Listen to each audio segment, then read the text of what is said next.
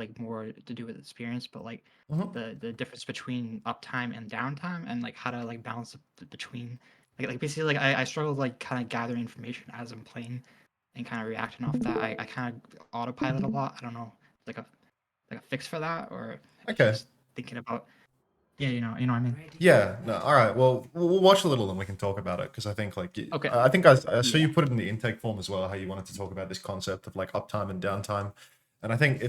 it's something that we can talk about like as we're watching the game. I'm not sure if it's Um, the most important, but we can oh, find out, it's I I think guess. it's like I think it's like really important conceptually like understanding like whether or not you are actually like doing something meaningful because it's really easy to Right. have like long periods of like downtime as you Right. said where you're just doing nothing and accomplishing Right. nothing, and when you're doing Well, nothing. I think. Oh, sorry. What No, were you gonna it's say? okay. It's just like when you're doing nothing, it just has to be for a reason, you know. Like you're setting up for Right. something that's going to lead to a reward later on. But I mean, we'll watch a bit of the gameplay and we'll see whether that's where we're at. Yes. Yes. Which one are you in this? The middle Again. the Genji. All right, easy. All right. Yes, I don't really play like I play Genji now, but I used to be like a tracer. Like I won't say one trick, but like played like a lot of tricks, and I'm just kind of picking up Genji now. Trying to Okay. get used to it. Yeah, I mean, it's like two pretty good heroes to have under your belt. I'd say like Trace is probably like one of the most valuable, if not the most valuable. Like one of the hardest heroes to like fully counter out. Just like really valuable, and you learn a lot of Right. skills with it. I think like where you're starting out on Genji is okay. I think already like this is where we can talk about like briefly like this is where we can talk about like a concept of like uptime and downtime. Like right Right. here, you start up on the high ground. When you're up here, you have like a good position where you can poke the enemy team a lot. You can see people in main, you can poke them a lot. If you start walking down a flank, bottom right, something like this is like, when you're going to incur some period of downtime, right? Like you flank through the right, odds are, unless someone walks into you, you can't shoot anything. You can no longer poke main, which means that whenever you're walking along this flank, they can push the cart for free. They can pick main for free. Right. Walking along this right-hand side as Genji as well, this is probably like some of the more awkward space for Genji to play. Because in here, like there are walls that you can climb up on, but your escape path is like really narrow. All you can ever really do is sort of just dash back the way you came. If you're on Genji and you start working your way through like this doorway and you come through here, you can do a little bit of both, where you can be one dash range from people that are peeking up in main from this window here, but you can keep shooting Right. main the entire time. So like you can reduce your, I guess, downtime, we'll call it.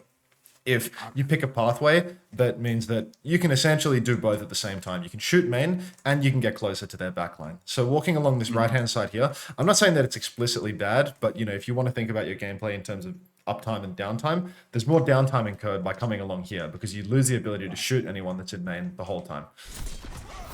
I see. Yeah. Yeah, and And I kind of waste my dash for that. oh, I mean, it's really like not the end of the world to like use your dash to get out. It's like you went right, you used deflect Right. and dash, but like you're surviving. You're forcing skills Right. out of them as I guess I well. looked in a way where if I was in that position, like you said in the first place, I wouldn't need to dash out like this early. Exactly. Like, You know what I and mean? if you were up here or something like that, like look what's happening up in main right now. Your Winston and your Tracer are going for their Ash. Like if you were here in this kind of central position where you could have been shooting main a little bit, their Ryan starts going for a stroll up onto your high ground. There's downtime incurred for him. You come into main with your Tracer and your Winston. This Ash is dead. These supports wind up being dead later on, and you can use your dash aggressively rather than defensively. Just a big part of this is kind of understanding like what benefits your hero the most. This flank on the right, it's probably like almost better for the Tracer because Tracer doesn't need to like come in off the top ropes and she can't climb walls and such. But for Genji, like because you can climb up and down and like use these windows really effectively and kind of hop between high grounds and low grounds very well, being able to play around positions like this where you have the option, you have the choice to come in from the top, drop in a little bit, jump back up onto the high ground. It's always super valuable. If you come down here, you lose that ability to choose between top and bottom. So you just take away a little bit of Genji's kit value-wise. Now you can't juke the Ryan by jumping on top of him through a window because he's always on the same vertical plane as you. And then here, like, pushing up towards the spawn, this is all good. I think there's not a lot here to be said. This is all good. We'll look at the next fight.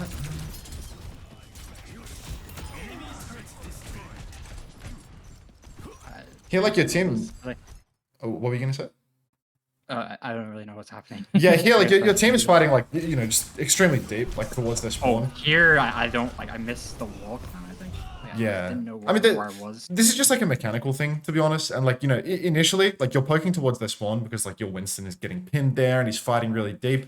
But ultimately, like you sort of need to know that like fighting around this area is probably really, really bad. And most of your team is all still really, really far back. Like you can see Yeah. your Winston going forward and doing something, and you can want to play off him, right? But you always want to play for what your best position is too. The worst thing that can ever happen in a ranked game is that you can die. At the end of the day, like you need to treat all your ranked games like, you know, you're playing to carry the game through yourself by playing your own best positions. So here, like, you know, you started on the defense in a good position, but then, you know, eventually you creep forward to somewhere that's kind of shit because you're trying to play off someone else, and then he winds up living, you wind up messing up your escape. But I mean, here, I mean, it's mostly a mechanical thing. You can poke their spawn, and then climb back up the wall and dash away, or dash back up into main. Like you just mess up a little here, but it's not so much like a broad decision-making issue, more just like, you know, you mess up your dash and, you know, you're playing more, you'll make less of that mistake.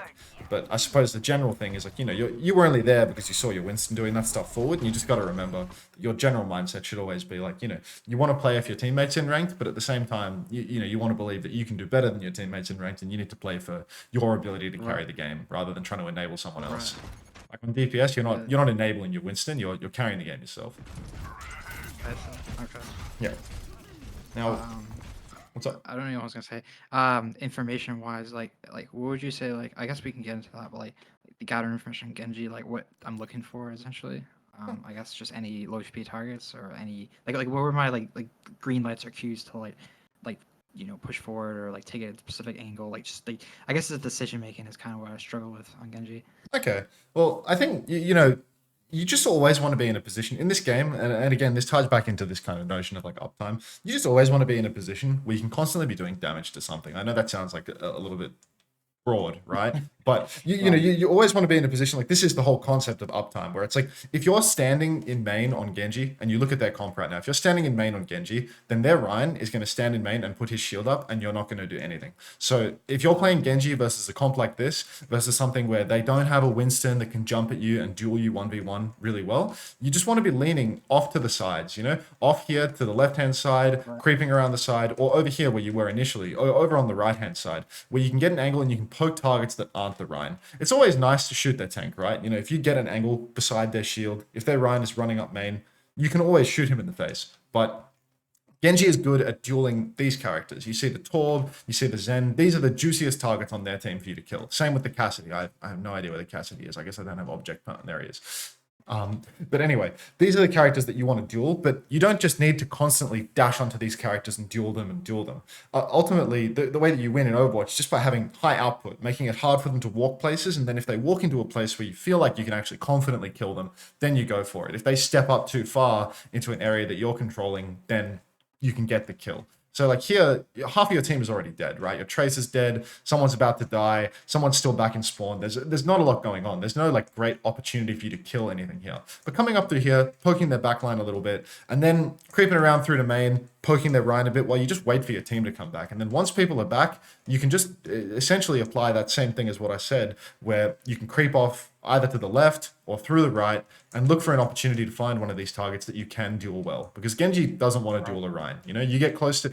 Genji does his best work when he's close to people. You get close to a Ryan, he hits you in the head with his hammer. So you don't really want to duel the Ryan. But you should be more than happy to duel the Zen, to duel the Torb, to duel the Cassidy, just depending on, you know, the state of your health bar and their health bar and whether or not someone can help you out a little bit. Right. So here, like right now, the fight is just lost because everyone is dead. So really, your goal should just be, I'm gonna poke, I'm gonna do some damage, but I'm not gonna overcommit because you want to wait for your team.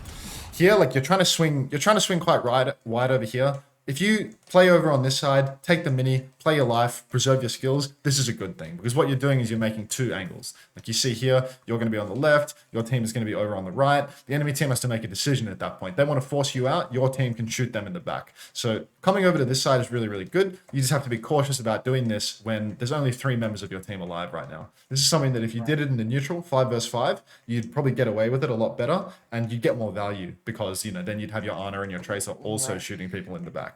So that maybe it's a little bit of like a timing issue here, but maybe there is no issue. Maybe it's just okay. Ultimately, what you're doing here, like, look, you're forcing people to chase you, you're forcing people to look at you. Your team is just sort of dead in main, but I think nothing has gone like horrifically wrong on your end.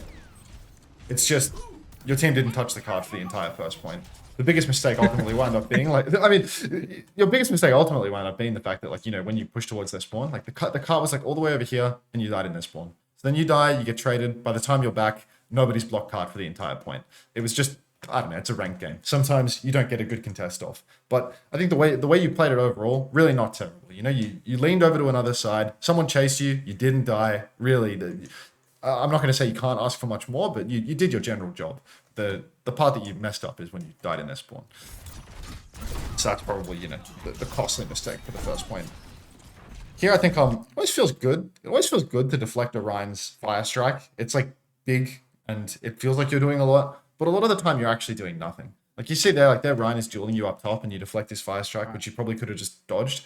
Now that you don't have deflect, you can't really do anything aggressively. Like when you were taking this side angle down here, it's really important that you have your deflect when you're doing something like that. When you're jumping through the open and going over to a side, it's really important that you have your skills available. And now because you've done this, it's a little more awkward for you to go and do anything aggressively, to go creep over to the side, to take any risk at all. So like you might have deflected a fire strike into Orion and done like, you know, 60 damage to him or something through his armor. But at the end of the day, you haven't actually like accomplished a whole lot. And now you don't have one of your most valuable tools to actually take a good position.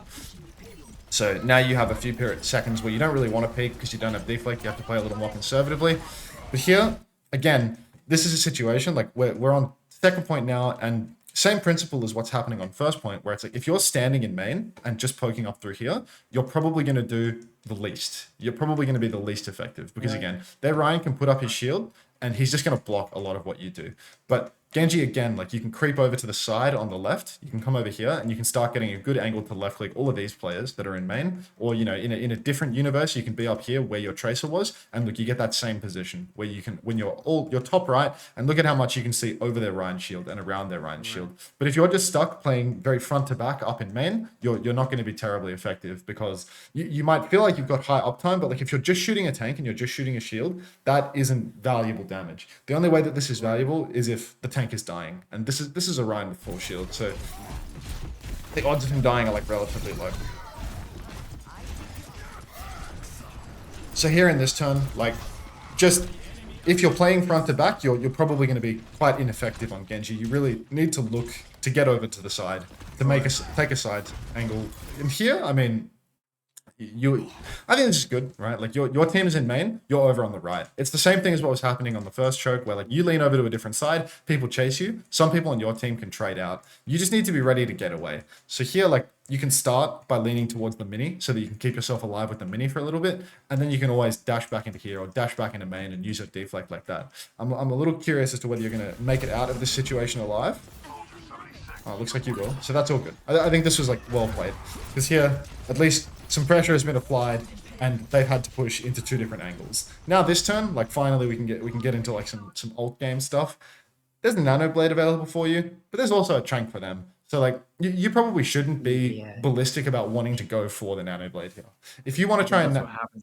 I think I either blade here or essentially nano blade and they trank, and I just kind of have to like wait it out where I just don't kill anyone and then basically trade two ults for one. Yeah, exactly. So it's like this is something where you need to be like, you know, fairly engaged with the ult game at times. Like you don't need to be perfectly ult tracking everything that they're doing, but you can assume if they just won like 3 fights in a row that they're probably ahead of you on ults. So if you have the nano blade and you haven't been hard fragging out, killing everyone, odds are they probably have the trank as well. So you should be looking to like, you know, maybe dash and get the nano, and maybe their Zen will trank in the middle of the fight, in all of that. Or wait for someone else to use their ult first and then try and use the nano blade a little bit later once the trank has been forced. Right. But just trying to open up a fight with a nano blade in a situation like this, it's always very, very risky because there's so many conditions to an ult fight when all the supports are online. There's so many things that need to go right for you. And you can get kills with the nano blade through a trank if someone is split, but if it's just a Ryan that's split and everyone else is right here in main,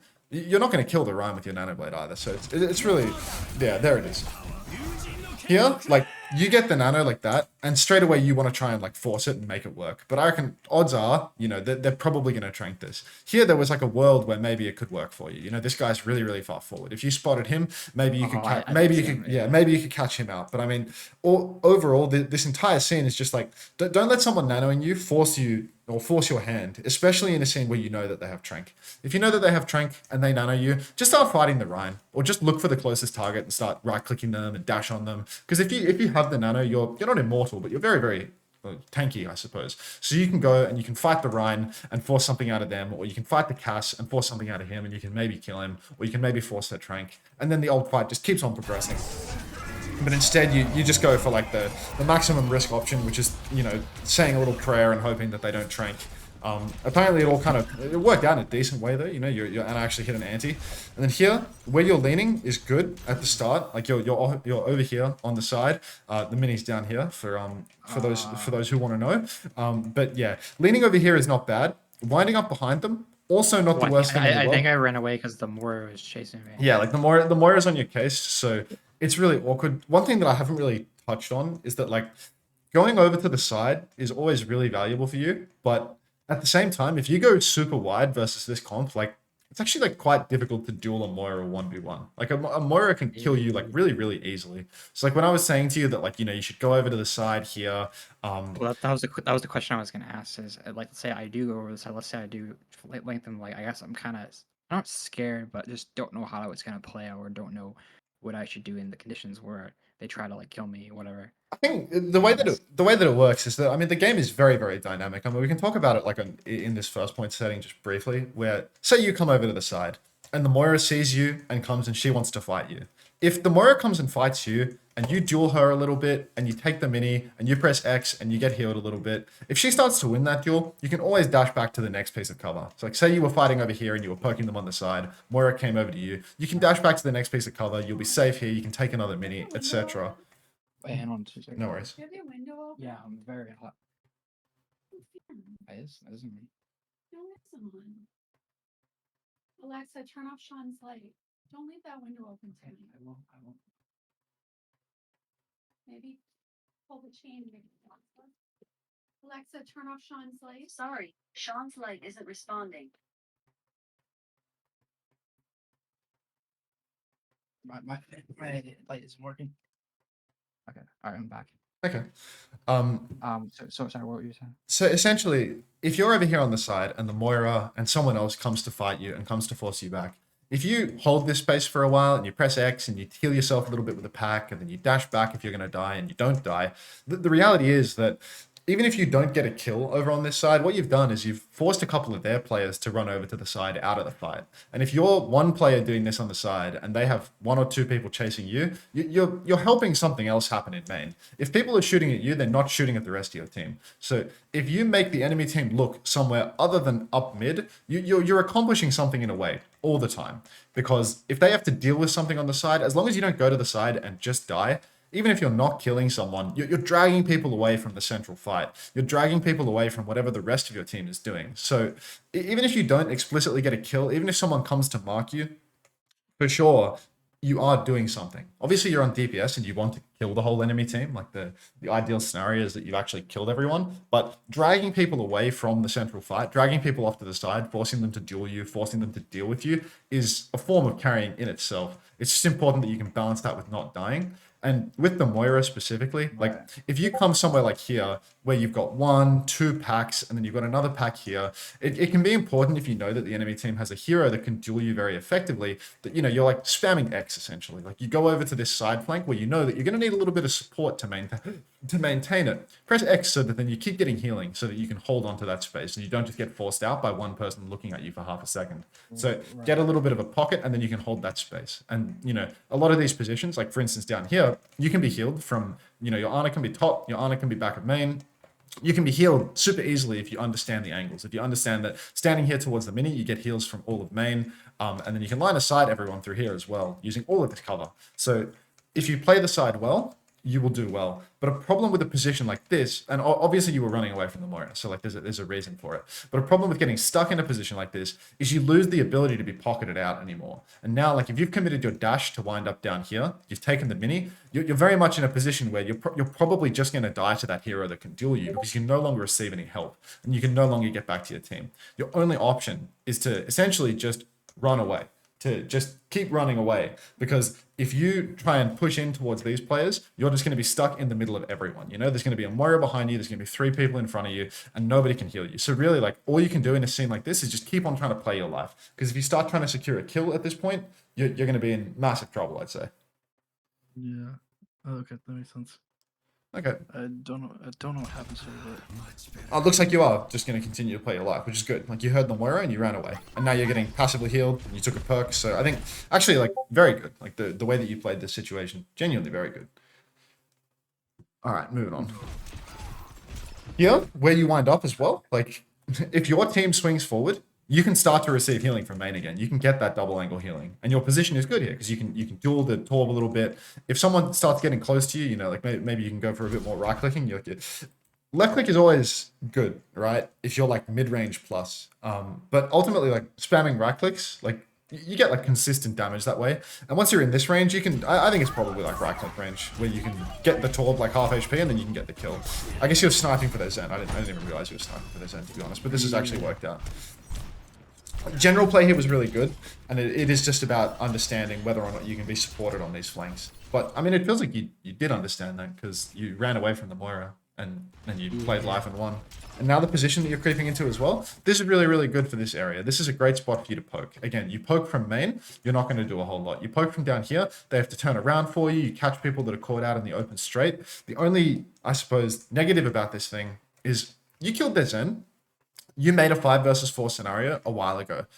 If you try and poke people that are walking up and you don't force out the rest of their players that are in the fight, you're sort of trolling, you know? Like, if you let their 5v4 team just regroup and regain and come back as 5v5 and you don't force out these other players, maybe you're giving it away a little bit. So Genji, like we said earlier, it's very good at dueling a hero like Cassidy. If you knew that there was this guy walking over on the side, maybe it'd be a good thing for you to come and try and force a player like this out, because you shouldn't let people just exist on the side for free. Much like how they want to force you out if you're playing down here on the side, you want to force them out. And if it's a 5v4, that means you can do that with just like an objective numbers advantage. So there's no time like the present to force out a player. If you have a choice between forcing out a player on the side and diving their backline in a 5v4, you should always try and force out the player on the side, because the player on the side is going to become a problem in the middle of the fight. Their backline playing in a safe position, not so much. And then here, dropping down behind them like this to set up for your flank, it's very much a similar problem where if you're back here, you're completely unsupported. Look at where all of your team is playing right now. This is a position where you would drop and fight here if the cart... we haven't really talked about the cart position yet, but fights happen... So you're saying that I'm fighting a position where my team, or essentially not just my team, but I, like, on paper shouldn't fight in. Yeah, because it's not like people won't fight here ever, and the reality is just that most fights in Overwatch happen based around the cart position. So if the cart is here, your team is going to want to use a little bit of this cart cover, and they're going to want to hold for this corner and this open space here. If the cart was on this stretch or down here, people are going to fight where you are right now. And ultimately, you dropping down here when the cart position is back here, like, just look at your team, you know, just look at where everyone is playing right now. You drop down here, you're 1v4 essentially, because all they have to do is turn around and look at you, and nobody on your team can help. And it's unrealistic to expect them to help. You're saying that I should just let them cross and shoot them more, and then wait for them to make a play rather than making like a long rotation to flank. Exactly. Like, you just need to make sure that anytime you're flanking, anytime you're playing on the side, you can be supported. That's really important on Genji. When you're on Tracer, it's a bit different, because on Tracer, like, you can really support yourself, you know? You're better at taking health packs, you have recall to keep yourself alive, it's easier for you to run away. So on Tracer, like, you can afford to take a little bit more risk. But on Genji, it's important that you can receive healing. And here, like, you just need to think about the cart position. If the cart position is here, the fight is likely to happen around this space. If the cart position was down here, where you are right now is perfect. But here, you could have just poked their cross from this window, you know, just do as much damage as you can, you know, come back through to main and see what happens in main. Because right now in main, it's still 5v4. Your team could push through them into main. But coming down here, it's just so easy to force you out, because nobody's going to heal you down here. All they have to do is look at you, and your flank is solved. And then, yeah, see here, like, you have to fully dash out. And now what we've incurred is a massive period of downtime. Now we can talk about downtime again, where it's like, had you been main in this scene, had you been in a position where you could get some healing, essentially. When this orbital ray comes out, you could be right there with it. You could be shitting on this Moira, dashing onto this Torb, doing so much damage. But because you were on this unsupported flank, you got a little bit of damage in at the start, but in order to not die, you miss the orbital ray trade that follows. You're going to miss a huge proportion of this fight unless they just walk into you for no reason now. So flanking is good, but you need to make sure that that flank can be supported by something, because now you've missed your best opportunity to get kills. And you're kind of just hopping and bopping back and forth between like main and flank because you're not sure where the fight's happening. But the easy way to script it is just to think like, enemy team has to walk to cart. But you're on payload right now, the enemy team has to walk to cart. It's a little bit awkward for you to poke them here, but you can poke them up here when they're crossing along here, and you can poke them up here when they're crossing along here, and then you can be ready to fight them when they come out here.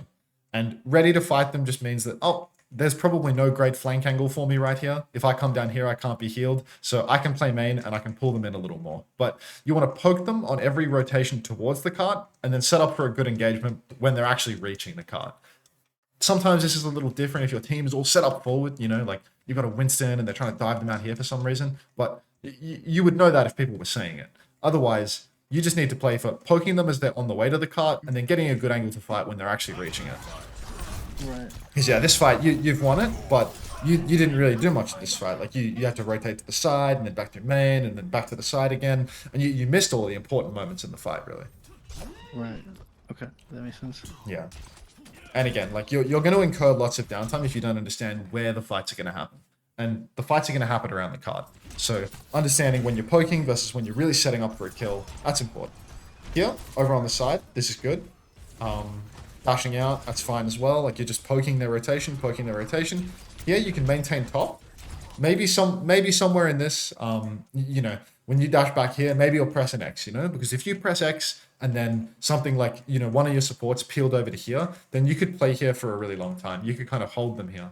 If you were spamming X when you dashed back, then maybe, just maybe, one of your supports would peel around to you, and then you would have this nice situation where you can hold up top, and they have to walk between a double angle of your Orisa holding main and you holding top, and your support can help you too. So like if your Ana or your Juno is up here, you can hold here forever, and nobody can shoot you out, and you can get this really nice engagement up top with one of your supports as well. But I presume you're not spamming X, but I'm pretty sure the X doesn't actually show up in the replays anyway. Yeah, I have no idea. Yeah. I was. But this position is very good though, you see, because now they walk in and you get this double angle. The only problem here is that you're easy to shoot out, but I mean, you have a high ground too. So you can DP and you can play your life. I think it's a very good position for where they rotated. And you get this nice angle on the Zen, you get this nice kill on the Zen. You messed up your dash, which is a little on the sad side. Again, oh. I think you got speared off the map. I have no idea. Yeah, no, you were gifted a savior. You know, Demon 213 is good for it. But overall, like that was a very positive fight. Like you had a good side angle and you played your life. And even if you dashed into a wall, the concept's very good. You know, it's difficult to coach dashing into walls.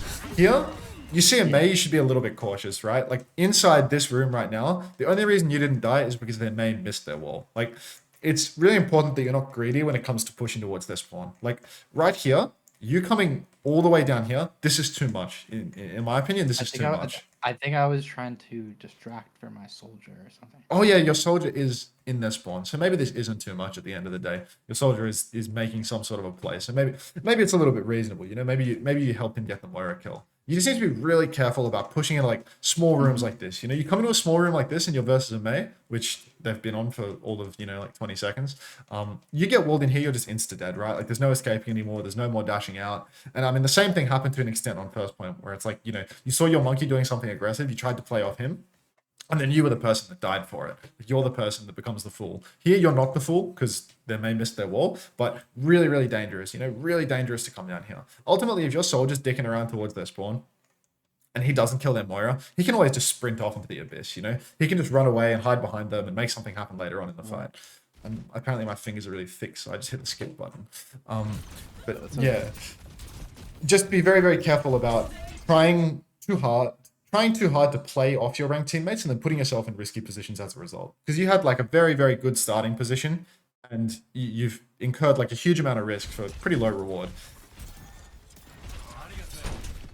That being said, like you heard the Mei use her ice block off to the right. You know, if you want to play off this guy, you could always like lean all the way over to him and go fight with him. Do something like that. Like you heard the Mei use her ice block over to the spawn. You've heard they've used some skills. If you hear skills being used, if you see your teammates fighting, you can always push up and help them with that too. Just don't feed in the process. But right now, what you're doing is good. Like you're moving. Oh my god! Every day I'm doing private coaching right now, boss. Talk later. This guy messaged me yesterday, the same thing. Unbelievable. He's just an unlucky guy with timing. He just always messages me in game when I'm doing this. Alright, so yeah, what you did was totally fine, to be honest. Like, you push forward a little bit towards your soldier, you try to play off him, but you don't actually overcommit. You don't get stuck in any small rooms. That's okay. Alright, and now here, we're actually just in... It's just Groundhog Day. I mean, you were looking into each other's eyes, you know? Like, there was like a moment of silent connection, and then you did it again. But here we are in a blade fight once again. And remember, like, you don't need to go for the Zen in your nano blades. You don't need to pull the blade when you get nanoed. Right now, like, if we rewatch what happened in this scene, if you change your mindset about how these nano blades go, it's like, yep. I don't know if you know that they have trank. I'm not sure because, you know, you're staring right at the Zen. But, like, right here, right now, if instead of... I think I'm thinking that I can like one shot him by dash and then nah, like people don't pray on the fact that don't pray for in the hope that he doesn't have trank, you know? Just right now, if you just turn your mouse 5 degrees to the right and just start pressing right click on this Moira, you can just solo kill that Moira, you know? Like there's a kill right here for you, you know? Like all you have to do is just right click what's in front of you. And if she gets low and he tranks and you dash out, nice. You just took a really good ult trade. Trank for nano. And then you have a free blade afterwards. And if he doesn't trank, you'll probably just kill the Moira. Like you can aim. And you were right there, right in front of her. So you just need to change your mindset a little bit about these blades where it's like, I've received the nano. I don't need the nano blade right now. If this is a bad nano, if they have a trank, I can just use the nano to kill someone with my hands instead of killing them with your sword. Yeah. But you did decently here where, you know, you've actually, again, you know, it's a 3-for-2 trade. It actually works out. Like, even though, you know, you forced the issue, you did get a 3-for-2 trade and then dash back. So I think really, like, not terrible, not terrible. And here, you have lots of teammates behind. Your Juno is behind, your soldier is behind. And the fight is actually happening. So flanking through the back here, in this scenario, is good. Because the fight is, you know, I say the fight happens based on cart. Even though you've got teammates dying out here, the whole fight is actually happening down here right now. You have a soldier down here, you have a Juno down here. Coming through this flank is good. If you lean back towards main right now, you'd be alone. It'd be 3v1. But you come through here, and now you can make... You're not going to make a 1v3. This Juno is actually just out of the world. But maybe you can make a 2v1. And here, you can just continue to play your life, kind of keep on holding the side, wait for some people to get back. I think I hear this Torp here. This is good. There you go. I mean, this is really good, actually. What was it peak rank again? Masters 3, Masters 4. Was it on Tracer or Genji? Yeah, Tracer. Yeah, your understanding is good. Like the way you play side space is good. Like really. Yeah, yeah. Well, I've been watching a lot of proper VODs and how Alva Kit's playing. Yeah, I mean, I feel like you really get it in terms of like the sides that you're taking. No glaze, but like right. when I'm watching, like sometimes, you know, like people they'll play these characters and they'll be like, you know, pretty like demonic mechanically, you know, like they're good at like hitting lots of one shots and stuff like that. They'll take a lot of like risk and get like these big kills. But like generally, like the space that I like watch you creep into and like your decision making around when you take it is actually like quite good. Like here's the moment that you completely fucked up, you know, like maybe you're gonna win anyway, maybe not, because like you just dashed into a wall. But like generally the way that you keep like leaning off to the side, it's good. Like there's room for improvement, right? Like on the first point, like the way that, you know, you come through here, there is no valuable side space for you, you know, like you're missing the opportunity to take here. And as well, like, you know, maybe you missed an opportunity to creep over to the side down here. But even then, you still did try to jump over in main and come over to this side. Like you understand the side space. And like the way you're playing these mid fights is like genuinely like quite high level. Like the way that you play your life on the side, you creep in, you creep back out, you don't feed, you play your life, you kill the Torb after. Like that's really good. You just want to recognize, like once you've killed that Torb, there's like really limited pressure on you to just like keep dashing around into stuff. Like the issue comes when you when you rush it, right? Here, you killed the Torb, You were so fine. You were so fine, and you dash into this wall. Same thing happened down here. You know, you killed the Zen, and then you're like, oh, I've got to go really, really fast, and you dash into the wall here, and you mess up your dash out. Like, there's probably like some merit to a bit of patience with the dash. You know, making sure that you're aiming where you want to go before you dash out, because like you're actually doing the hard part. The hard part is like making the correct decision about your timing and your position. Your timing and your position are actually quite good, but I mean, like 3 times you dashed into a wall. You know, you dash into a wall here, you dash into a wall here, you dash into a wall on first point. And these are the critical moments where you are losing the point. Like if you lose second point right here, right now, it's because you dashed into a wall. The other thing that needs to be considered here is like you're playing your life, killed your Torb.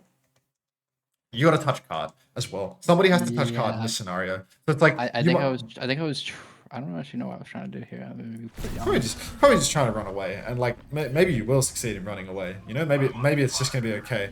But you don't get the touch now. So like, you know, there was a timeline where like you're down here and you keep trying to play your life, and I don't know if you were able to take the mini after you killed the Torb, but you know, maybe you take the mini and you climb over the wall and you dash the cart and you start getting healed by your Juno, something like that. We're being a little bit optimistic right now, but at the end of the day, it's like you dashed into a wall, so like 0 value. You didn't block card at all. You didn't die, Right. which is a positive. But ultimately, like there was some room for improvement somewhere in there. And yeah, like the biggest critical mistake that you're making, like you know, thus far, is every time you receive a nano, you instantly pull the blade out of respect, and also you dash into walls a lot because like you do the hard part, you do the good thing, and then you're just rushing your escape. But like you're not going to die in 0.1 seconds. You don't need to Necros Ghost Dash in order to make this work. Here, no. you have a nice side angle in the back. You also like saw their Moira Fade in front of you. I think you can afford to get like a little bit more aggressive if you see people use shifts like this. So here, like right now, you're on the side. This is a good angle. There's not an insane amount of pressure for you to go behind right now. If you're here on the side and your team is shooting their Ryan in main, and you can shoot their Ryan beside his shield, this is one of these situations where it's like, it is okay to tank shoot, you know? They don't have anything to actually save their Ryan, and you have a good angle to kill their Ryan.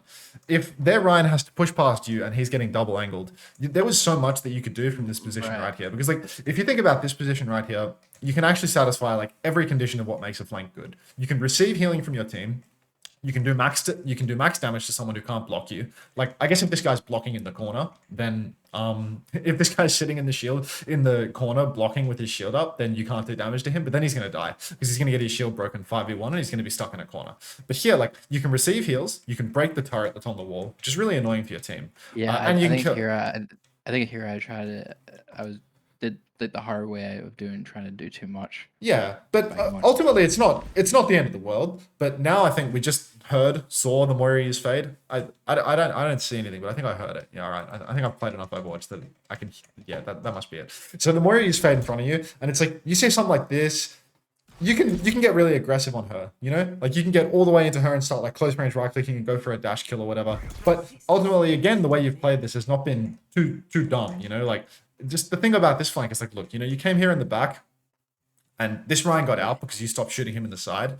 And now you're like double angled between a Torb and the rest of their team. So like there's a chance that you kind of just get like one bopped and killed for nothing here because you're trying to do something quite aggressive when it was probably unnecessary. Like you already had a good angle. You incurred a little bit of downtime going on this flank and you wound up in a position where you couldn't receive healing for a while too. And because, you know, you're versed like on Moira and stuff, these are not ideal, but it works out. It all evened out in the wash. It's not like something to be super critical of. It's a bit nitpicky. And then here, good, like you press the advantage, you get all the stagger kills. I think your soldier got traded, so you should be cautious about playing too far forward. Like you can poke a little bit, but be very careful because like your soldier's dead. And like let's have a look at cart position right now. The cart's forward, but like this is space where I say you got to fight based on cart. I guess there's something to be learned.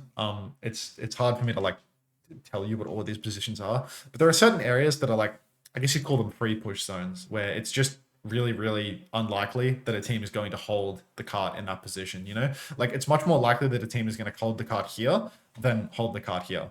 Because right here, the enemy team can swing through, like, a bunch of different flanks and shoot all of the defenders out. Whereas here, they have to come through this really difficult choke in main. So it's really unlikely that your team is going to fight forward here when they can just let the cart push, you know, 10 meters and fight here instead.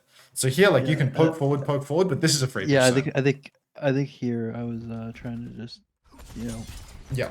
get Well, a lucky kill if someone were to like deflect or something. Yeah. But I don't know if this is a good play, but I think this flank is okay, but you want to be considerate of where the fight is happening. And I mean, we saw this on second point, and now I think we're seeing it again on third, where like, look, you're coming behind to a position where you're going to receive no healing. Like if people look at you, it's a forced 3v1 instantly, right? And this requires kind of engagement with like where your tank is going to want to play and like what are good positions for your whole team. But like, just take a look at your backline positions right now. Like look at where these people want to play. These people are all in good positions right now. Like your Ana wants to be far back in this choke because Ana can play really, really far away and she can nade people in main and they just can't do anything about her. And your soldier wants to play up on like a high ground like this and have a good angle to shoot the choke. But you're the one who, I suppose, doesn't really know where the fight wants to happen or where the fight is going to happen in an ideal world. Because you're pushing behind here where they can turn around, they can force you out 3v1, 5v1, and nothing happens on the cart. Your team can't trade aggro on this. If they turn around to shoot you, nobody can help you. At best, your Orisa can take a couple of steps around the corner, but Right. you're just too far away from the fight. And it's very much the same as what's happening where your team was playing out on this space and you're flanking through here. Like unsupported flanks, just like overdoing it a little bit. And and then we dash into a wall. So every single death in this VOD apparently ties back to dashing into a wall. But the bigger issue here is an understanding problem in terms of knowing when the fight is good, when the fight is bad. And that's because fights happen based on cart and not always just on like the exact current cart position, Right. but where are we going to hold the cart? And, you know, for third point of Champali, like this position right here, where their Ashe is standing right now, that is where the cart gets held. Because the cart pushes out to here, and then your tank can use these corners and cart cover, and they have to walk through a hard choke. So that's, I don't know if you know that that's where teams want to hold, but that's probably the ideal spot. Yeah. That makes sense. Yeah, I mean, it's like, there's like a Diamond to Masters lobby, so I figure, like, you know. And then here, like, final fight, there's not a lot to be said, to be honest. Like, the only thing that maybe is worth talking about is, like, you've crept, like, pretty significantly ahead of their Zen in terms of ult charge. If you're playing Genji, you want to be keeping an eye not just, like, on your DPS counterparts damage and such, but, you know, you want to be keeping an eye on their supports, especially the ones that have support ults that fuck you, like a Lucio or Zen, probably, like, above all else, you know, like the big support ults that can cock a nano blade. Here, you're 95% blade. Your team has Orisa ult, has Visor. If you just waited here and let other people lead with their ults, you know, like let the Visor and the Orisa ult happen first, then there's a 2-for-2 ult exchange happening in main, and then Nano Boost is now 95%, right? You pulled Blade around the corner. Look, Nano Boost is now available. Like if we just had this exact same thing happening in main, and then you're dashing up and receiving that nano boost after they've used everything. Like they just used Blizzard, they just used Cole, and now you're nano blading as like a second layer of the fight. I mean, you're going to win this either way. You got a kill, you got defenders trades, it all works out. But like, this is just a scene where like, you know, patience is truly a virtue, right? Like you're 85, 90% to nano, they don't have trank. Like all of the conditions are about to be met for you getting a free nano blade. So why dry blade before it? You know, you don't have to rush the issue. Your team had other ults to keep fighting. So you should play for the win condition, which is the nano blade. You're going to win anyway, but you know what I'm saying, man. Yeah, I understand. I just made it harder than it needed to be. Exactly. Just like a general habit thing. I think here is when well, obviously don't go Tracer, but I think I go Tracer later on. Because I think actually not even sure, to be honest. I think I go Tracer to touch. I don't know. I just know that I switch off Genji at some point. Okay. Let's see. I don't know. Is it, I think I switch off Genji when it starts getting difficult. Because this is where I make, I think, more mistakes is on second. Yeah, I mean the comp that they're on right now, I think it's a pretty good comp to play Genji into. Like the Moira is always like a little bit of a challenge, but it's not a bad comp to play Genji into at all. Here you're trying to like fight out the Torb straight away, like trying to get aggressive on him. Just remember, like you're probably the best character on your team to shoot out turret. If you see a turret back here, before you do anything in a fight, you should always look to poke out the turret. Turret is so annoying and so powerful. Like really, it is something that needs to be poked out versus Torb. So like here you aggress and you try to engage on the Torb, and you don't quite find the kill. Maybe if you'd poked out that turret in advance, you wouldn't have taken any damage when you went to fight him, and then you would have had more confidence to actually duel him hard, and maybe you could kill him. But you've not poked out the turret, and now you're in a position where you can't even see the turret anymore. You started somewhere where you could poke it out, and now you're not doing it. Like your job, Yeah, I think Genji versus Torb. I got scared of getting shot in the back when I'm trying to poke it out. Yeah. Wow, I Well, was trying to when push you the torp when you were forward. down here, you were like in a really good position to do it. Like it's Oh, super I- unlikely I- that you're going to get shot in the back. Here, it's like risky, I- right? Like you have to double angle yourself to do it. Triple angle even. 1, 2, 3. But yeah, just get a safe position. Get a safe position and then poke out the turret initially. Here, what you're doing though, like you're forcing the duel versus a character that is like good to duel, but the way you've gone about it, a little bit too forced, you know? Like if we watch, I actually didn't know where the enemies were. I'm gonna be completely honest. I thought they were farther back where it was isolated, and then when I died, I realized, oh, my team was pushed up, and then their team was like with the torp eventually. I think when that started to, like, the core issue here, the core issue, it's not so much about where the enemy team is, it's the fact that you just use deflect right now for their Zen, and now you're dashing on someone. You almost never want to dash on someone when you've used your E. You know, the way that this hero works is like you'll creep into side space, you'll use your deflect or your dash to get out. If you use your deflect before you go in and then you use your dash to get in, what is your tool to get out? You know, Yeah, it's like this is the same. This is the same as yeah, this is the same as recalling and then triple blinking into their team. You know, you might kill the Torb and get a dash reset to get out. You know, there's a little bit of a gamble component to it, right? But it's a bad habit, right? It's a bad habit to use your deflect preemptively because now you don't have your dueling tool with him. You know, like you've used your best tool to duel with him, you've used your engagement tool and your disengagement tool in the same breath. But now because you don't have a deflect to duel him, you're just taking an unnecessary risk. So like you were already winning the space, you were already doing well in the fight, you poked out your turret, you're pushing the cart, you're kind of doing everything that you need to do. And then it's totally fine to want to duel a Torb, but don't dash on him when you don't have your deflect, you know? Like you need to be mindful of the fact that, you know, if you don't have those skills, you don't want to engage. You want to play it a little safer. So just think of it, you know, like the same way as, you know, you don't want to push on someone when you've triple blinked and recalled, or when you've already used your recall, you don't want to use your triple blink onto the enemy because you're just going to get yourself traded out. Here, I thought I killed turret, and it's kind of funny.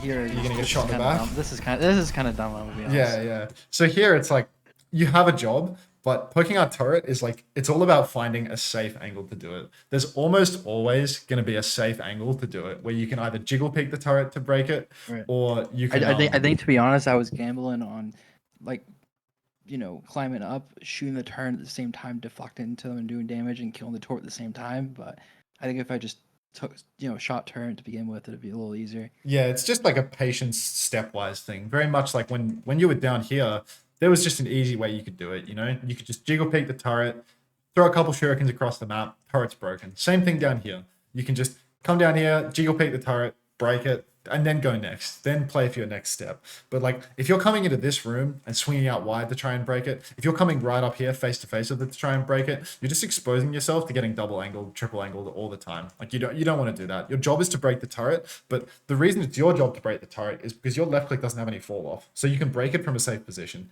Anyone can go face to face with the turret and break it by taking lots of risk. But the reason that it's your job is because you can do it without taking any risk.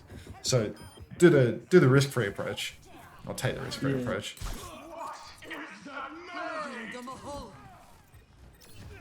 Come over this way, I think. It's faster. Oh, I didn't realize. Oops. Yeah, that's how. I'm trying to. Yeah, climbing over walls. It's good on this area. Well, no, not just that. I mean, capitalizing off the, you know, staggers. Oh yeah. But I know. It's like a faster chase. Yeah, essentially. Yeah, I get what you're saying. Alright. Here. This inside position. I'm kind of like, I was kind of like not sure if this was a good position, so I was kind of indecisive. I feel like I actually don't know what's gonna happen, but I think I was thinking about it. Like I was like, should I be here? I feel like I'm gonna get forced out easily, but I don't know. I think like in the context of where your team is, this is really, really good. Like your soldier is flanking top right. He's crouching for it because he's got something wrong with his brain, so he doesn't realize that you're already fighting. But I was gonna say, like, in the snowball situation, like it can be good to like get up here and start poking from here, because then that you create this like real problem for them where it's like they have to force you out top right. Like they're all gonna be running back and they're gonna be coming this way because they need to go fast. People want to use this high ground. If you can play top right and deny them this high ground, you can get heals from all your supports in main. You can creep in from the side if you want. You can have a good angle to shoot main, to shoot cart, and you can be a problem up on top and you can control top for them. But your soldier's already doing this, right? Your soldier is hitting this flank. This guy's doing a lot this game actually. But because this guy is on the right side, you don't want to stack your angle to be the same as the other DPS's angle. So if your soldier's flanking right, you playing left is a good thing. Because now look what happens. Their Sigma has to touch the cart. You shoot him from the right. Your Sigma shoots him from main. Your soldier shoots him from the... Okay, this is the right. That's the left. But, you know, who needs to know their left and rights? Either way, you've created a bunch of different angles where anyone that comes to touch the cart is just getting assaulted. Like, they have no choice. So here, I think...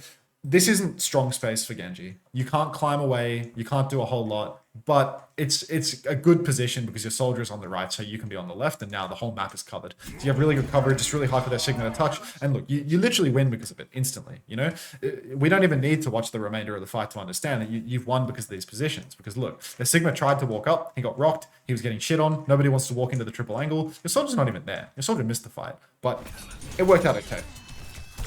And now here, like... try to avoid getting traded, but I mean, like, they're ulting in a position where it's like, it's really not good for them to be ulting here, I think. Like, your spawn is really, really close right now, and their spawn is really, really far. So, what you've done, tapping the point, is like the hard part done. And now you, again, can just do your basic job, which is find the turret, poke out the turret, and then get yourself a good angle for the fight. You see the disadvantage of being stuck in this room, like when you're getting snowballed, it's like it's really easy for the Sigma to poke you out and such. You're kind of creeping around to the side, looking for a good angle to go. Again, just sort of try to think about, like, you know, best angle to take the fight around the cart. But look, what you've done right now is good. You took the side. Oh, hang on. Oh, I would kill for another here. All right, that works. That works. I think what you did here overall is quite nice. You know, it was like a supported flank. There's like more than just you coming, so you're not just going to get looked at and forced out. Your team is pushing main. You got like a nice little split push thing going. And here, like, had they pushed your team in main instead of pushing you, you would have been able to creep around on the side, and you and your Ana and your soldier all would have been behind them and would have been able to trade out kills. So I think, again, like a fairly nice fight. No great feedback on the Nano Blade. I feel like this Ana just likes to take your life into her hands and just give you the Nano unexpectedly over and over again. But, you know, that's the way of things. When you're on Genji, do you, like, spam Z and stuff like that to try and indicate that you want to use the ult? Yeah. Sometimes I forget to do that. But... It's a very important habit. Like, if you're playing with someone that has, like, an enabling ult, like, especially the Ana, you want to, like, spam Z a lot and then dash up when you want to go for it. Because, like, I don't think you've been nanoed once dashing up, you know? Never have you shown the initiative that you want a Nano Blade. The only time that you bladed without being nanoed first while standing on the ground doing nothing, you bladed before you had nano. So like you want to have like that level of engagement about where the nano is, and then you want to dash up for it, not just because it brings you closer to the enemy team, but also because it makes it way easier for you to actually receive that nano.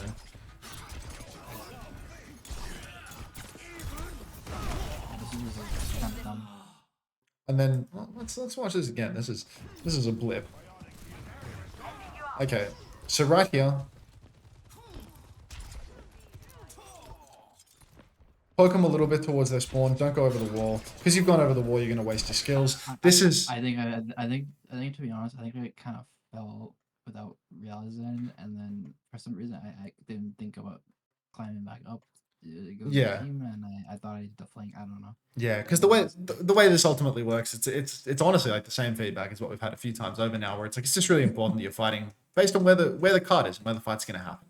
Right here, right now, you can poke their spawn as they walk. Look, you made this guy waste his turret. This guy wasted his turret in their spawn, which means you can't use the turret for the real fight. But ultimately, what they're going to have to do, just like what they had to do on first point, is they're going to have to come through this choke. So you holding right here on the right-hand side is great, because you can hold right and you can shoot their tank in the back when he steps up to the point. Your whole team can have lots of wide angles here, and you can have an angle over here on the right. And then they walk out and you shoot people in the back and you're ready to collect these kills. Going over the wall, obviously you mechanically messed up, and then you didn't climb back over the wall, and then you dashed into the danger zone. So like, you know, everything that can go wrong did go wrong. But overall, like your starting position right here, actually very good, because you can poke and you can stay here and you can be ready to shoot them when they come out of the choke. But dashing through here, shocker. Not climbing back over the wall, shocker. Few critical errors in a row, I'd say. And now, you know, maybe you're going to lose for it.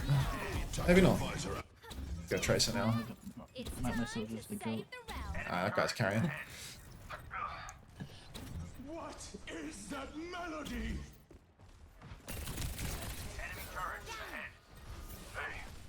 I think Alright. Torp kind of dueling me. Or no, maybe it's the next fight. I know there's one point where I'm here and the Torp just tries to 1v1 me. Yeah, I think this scene right here, like, what is this a 4v4 right now, or is it 5? 1, 2, 3, 4, 5. Okay, looks like everyone is respawned. Here, like, you just want to keep maintaining this side space. Like, this is, again, where you are right now is, like, very good space for Tracer, I'd say. Like, this is the position where it's, like, again, you can't be supported by your team here as well. So, like, maybe the opposite side in an ideal world is a little better because your supports are in main, Well, but you can't teleport, you know, so you can't be here. Yeah, I thought about that, but I'm like, Yeah, no, it's not possible for you to, it's not possible for you to be there. So this is like your best possible position for the situation. You've got a mini and you can play your life on the right. And I think it's fast I hit the skip button again, but yeah. This starting position is good. And you just want to creep in towards the side. You got to be careful that you're shooting like the best target. This isn't like an uptime, downtime thing. This is like a being effective thing. But like on Tracer, like the range at which you're shooting this tank is useless. Like this tank is too far away for you to do meaningful damage. And there's a Torb walking at you right now. I think I was gonna say I think I kind of tunnel vision. Yeah. Just trying to like I think it's kind of a common thing I do on Tracer is I just kind of spam without thinking like the range, and also I spam with just spamming like without like just either lining my cursor up and shooting, or like I'm just always thinking about distracting rather than like effective damage for some reason. Yeah, I think it's really important that like you are playing to your effective range on every character, like this, I guess there's actually been like a little bit of a common trend of this now that I think about it, where it's like here, there's a Torb really, really close to you that you could be shooting and you're not. When you were down here, there was a Torb that was right in front of you and you were like spamming left clicks on their Zen across the map. Like you killed their Zen, that's nice. But I remember when you were down here and you were on Genji, you were spamming left clicks when there was someone right click range from you. And then here again, like effective range Torb and you're shooting their tank that's far away. Like this is... I feel like I think what happened was that I got tunnel vision on the Sigma and that Torb caught me off guard, and I don't know why I just didn't notice the Torb time, if I'm being completely honest. Yeah, I mean, it can happen, it's a lot easier to say this stuff in hindsight, like for me to say, oh, you should shoot what's closer to you, but like, you're actually playing the game, you're pressing WAS and D at the same time. But I mean, you're dueling this guy, all right, and he would be dead if you shot him in like your first 2 clips, like if you weren't tunneled, he would be dead. But I think like general position was good from you, but I don't think you ever used the pack. Like you leaned away from the pack too quickly. Like when this guy started pulling up on you, straight away you ran away. I thought me going in the pack would be me open to being shot by multiple people. Yeah. Let's just say I go pack here, then they could shoot me, and the Torb can get off angle with me.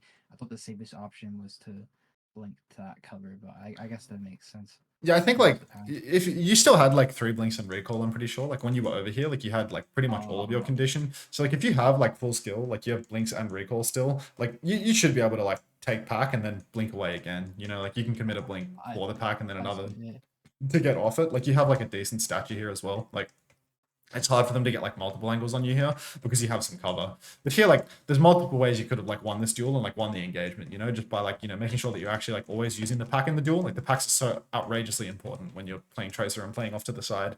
And then also just like, if you didn't dump a couple of clips into their tank that was like comically far away, then probably would have been okay as well. Here in the next scene.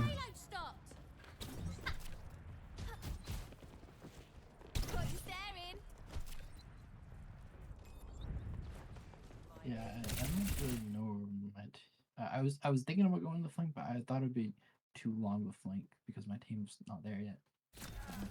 Yeah, I think right here, like this is definitely like one of the most awkward parts of the map to push right now. Because here, like you never have a good option, to be honest. Like if you're down here and you fight this side, you're never gonna do anything on Tracer. Like if you're playing Tracer and engaging from here. So you think I should just like came the other side, kind of shot main and say blinks and then blink to the left? I think the flank is right, to be honest. I think the flank is right here because there's no way you can engage up here, right? Like this is inaccessible space for Tracer as an attacker. Like you just cannot get up here unless you're snowballing. So I think really like if you engage from main right here, you're completely reliant on them pushing through the choke for you to create a double angle. Like they need. I thought, yeah, that makes sense because they're up there. Yeah. I guess, because you're playing where the card is. I guess exactly. if the card was further, would that be okay? If the cart was like down here, then this would be a No, good I mean, position. I mean further back. Let's say the cart was further back. Would that be a good position to go the other route and go with my team main and then blink to the left side, like from cart? I Let's say the think cart was all. I think Or no matter how forward or back the card is along this stretch, teams are always going to hold this choke. Like right. people I play guess based on the, I guess my question is, do you think that would be too risky of a play to blink through their team and get go over to here. the other side?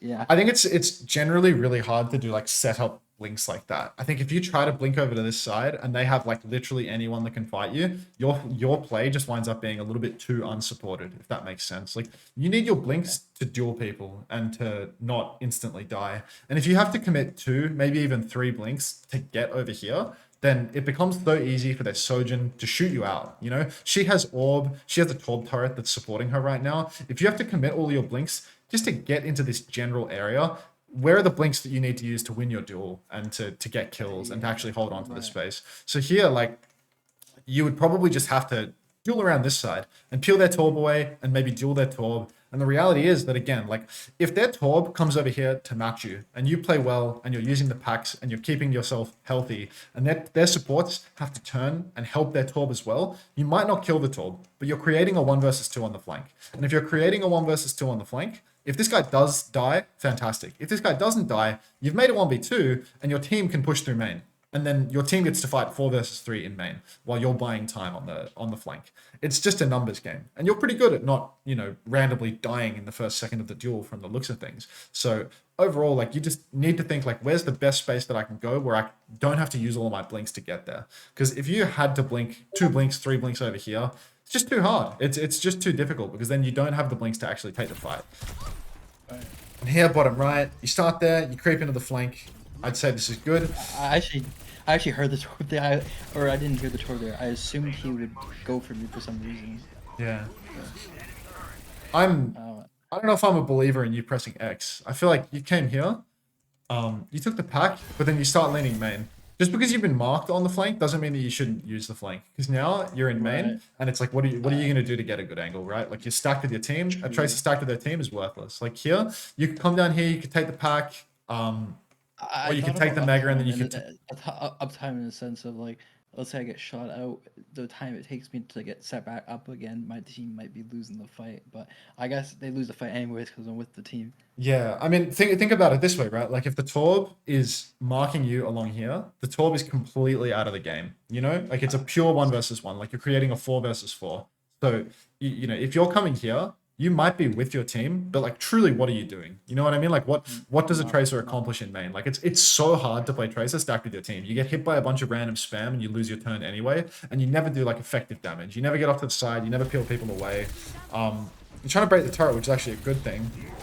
And now maybe you will just find an opening. Like here, this actually wasn't too bad, right? Like where you get over to the side, kind of with your team's push timing. Like they start to get low in this neutral, and you do manage to blink over to the That's what I side. was talking. That's what I was talking about. Because I know it eventually did that. But I Okay. don't know.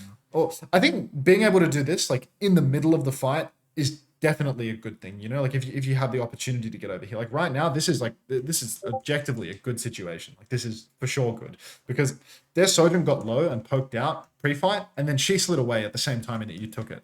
And now because there's nobody here to match you, it is actually open. It is actually possible. I just think that the general theory is that this should be quite difficult. Like if I suppose as you get into like higher ranked lobbies and such, like their Sojin shouldn't slide away from good space for no reason. Like their Sojin is like incredibly safe here, and she slid away because of her mistake, not because your team actually made it like a forced issue, right? Like why would their Sojin slide from here to here when she could just walk 1 step to the right out of line of sight of your entire team and get healed in main? Do you know what I mean? Like Right. this works because their Sojin is bad, not because your team are geniuses, if that makes sense. Like it's actually like almost impossible to force a Sojin out from here with your comp in like a slow comp. Because she just has this side for free and she has this piece of cover that can't be contested.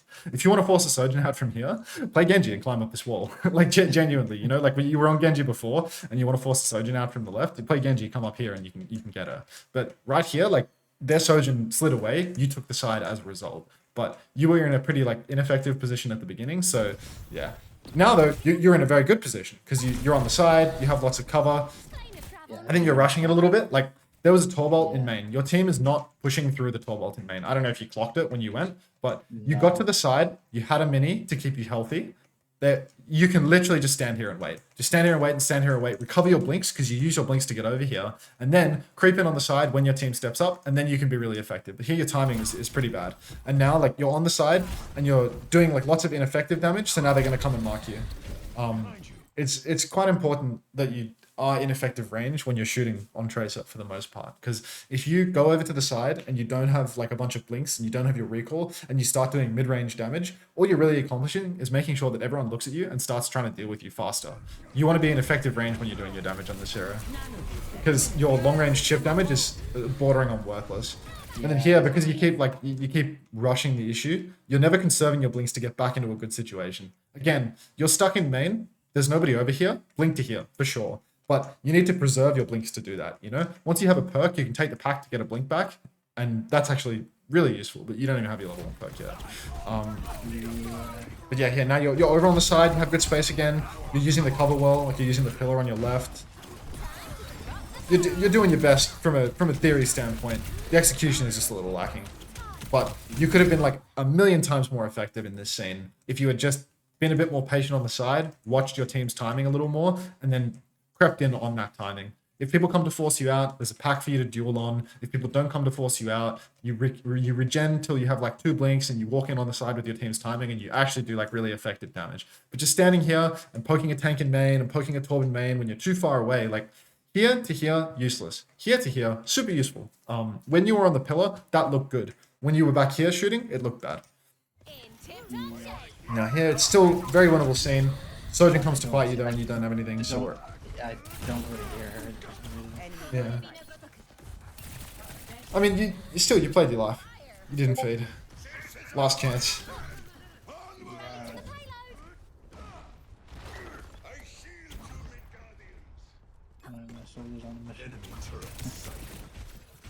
Okay, and now here, final fight. You've come over to the flank, which is like the effective one, I suppose.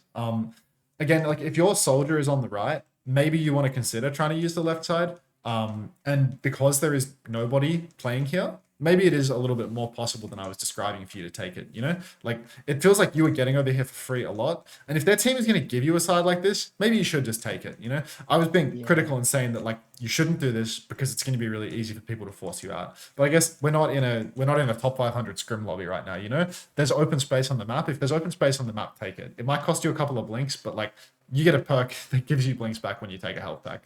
And these players like are super happy to stand in main. So like your soldiers on the right, you can come take the left. You can come create this double angle. So maybe the feedback. I don't know if I do that. Like, does the fight plays out here? I actually don't know what happens. Yeah, I mean, you probably just stay on the same side as your soldier, and it's not the end of the world either, because they have to deal with you and your tank at the same time.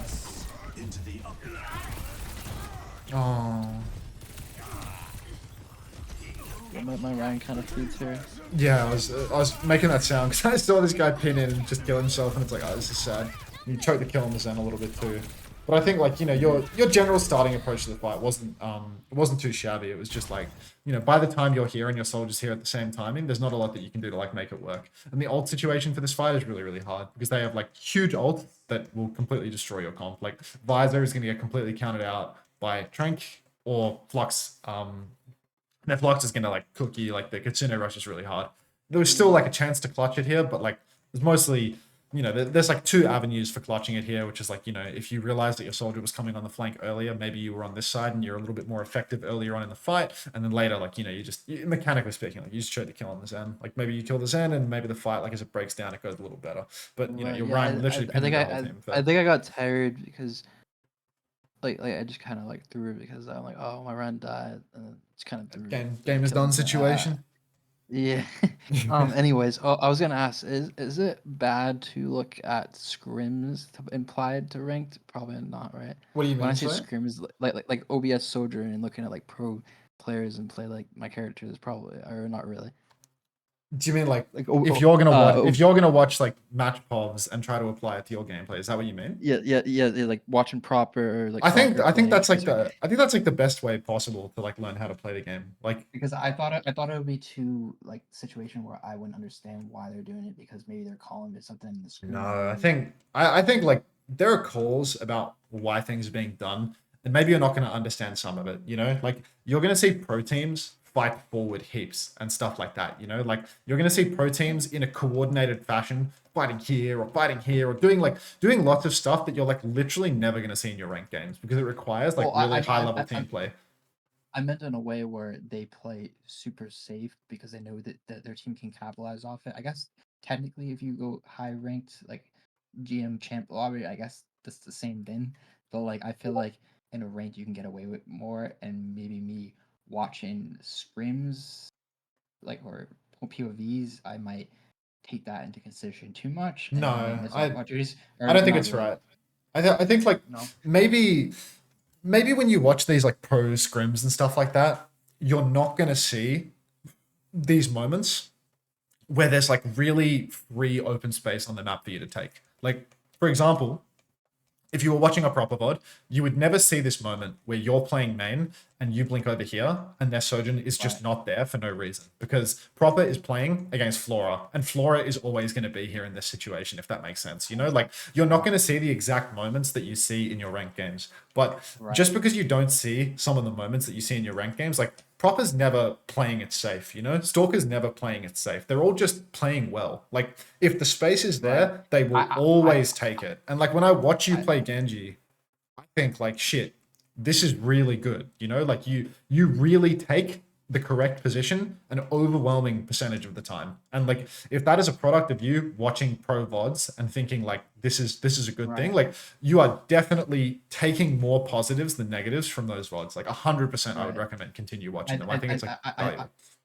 I think it was more like watching. I don't know how to describe it. I was watching like one. I think it was a Cap video, like explaining like what you're missing on Genji, and he explains like the team's baiting Genji, so the Genji's taking all the aggro, and he knows the kite when the enemy's kind of walks forward and ults, and there's like a lot of exchanges that happens. I feel like that wouldn't happen in ranked, maybe like the way he's playing a certain fight, but I don't know if I'm just kind of overanalyzing it. Oh, I mean, I think at the end of the day, it's just like you can watch like lots of coaches on YouTube and stuff like that. And I'm not trying to like badmouth the people that are in my profession posting videos on YouTube and stuff like that.